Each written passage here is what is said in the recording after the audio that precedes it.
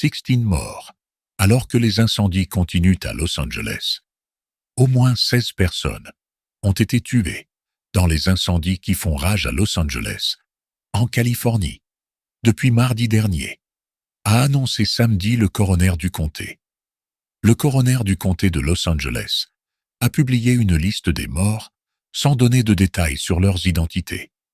Le document indique que 5 des morts ont été retrouvés dans la zone de l'incendie de Palisade et 11 dans celle d'Eaton. 6 incendies simultanés ont ravagé des quartiers du comté de Los Angeles depuis mardi, provoquant d'importants dégâts, notamment la destruction de 10 000 bâtiments. Ces pertes devraient augmenter dès que les pompiers pourront à nouveau effectuer des recherches maison par maison en toute sécurité. Tentative d'extinction. Des avions ont largué de l'eau et des produits d'extinction d'incendie sur des collines escarpées pour arrêter la propagation de l'incendie de forêt de Palisade à Los Angeles, alors que les efforts de lutte contre l'incendie au sol s'intensifiaient en raison d'avertissements de rafales de vent allant jusqu'à 70 miles par heure qui pourraient aggraver la situation. Au cours des dernières 24 heures, les incendies ont brûlé 1000 acres supplémentaires et détruit davantage de maisons. Les habitants ont été avertis que les conditions météorologiques risquent de se détériorer au cours des 3 prochains jours, ce qui pourrait alimenter davantage les incendies.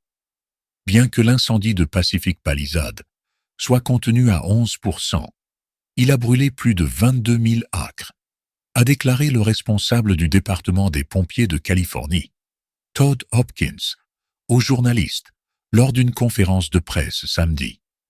Hopkins a ajouté que l'incendie de Palisade s'est propagé au quartier de Mandeville Canyon et que l'on craint que l'incendie n'atteigne le quartier chic de Brentwood, qui abrite des célébrités.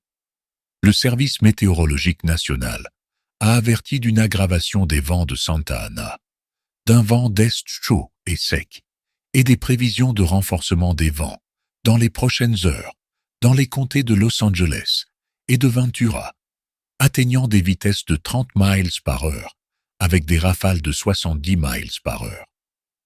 Nous sommes dans une période prolongée de conditions météorologiques dangereuses en matière d'incendie jusqu'à mercredi, a déclaré Rose Schoenfeld, météorologue au bureau. Les conditions météorologiques devraient se calmer d'ici jeudi. Le chef de la police de Los Angeles, Robert Luna, a déclaré qu'environ 153 000 personnes étaient soumises à un ordre d'évacuation, ce qui signifie que 57 000 bâtiments étaient en danger. Il a ajouté que 166 000 autres personnes avaient reçu des avertissements, selon lesquels elles pourraient devoir évacuer leur maison.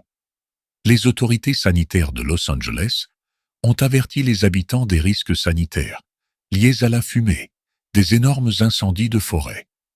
Avant que le dernier incendie ne se déclare, les pompiers ont signalé des progrès dans la lutte contre les incendies de Palisade et d'Eaton, dans les contreforts, à l'est de la capitale.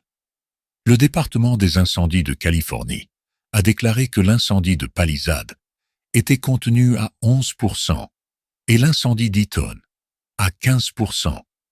Cependant, les 2 principaux incendies combinés ont brûlé 36 000 acres. 7 États voisins, le gouvernement fédéral et le Canada ont envoyé de l'aide en Californie, avec des équipes aériennes, larguant de l'eau et du matériel de lutte contre les incendies sur les collines en feu, et des équipes au sol, luttant contre les incendies, avec des outils à main et des tuyaux. Le Mexique a également annoncé samedi qu'il envoyait des renforts pour combattre plusieurs incendies à Los Angeles, en Californie, près de la frontière entre les 2 pays, une zone des États-Unis où vivent de nombreux Mexicains. La présidente mexicaine Claudia Sheinbaum a annoncé tôt dans la matinée qu'un groupe d'aide humanitaire partirait pour Los Angeles, en Californie. Nous enverrons une équipe de soutien à Los Angeles avec des hommes pour lutter contre les incendies de forêt, a déclaré Sheinbaum plus tôt vendredi, soulignant que Il y a beaucoup de Mexicains dans cette partie des États-Unis.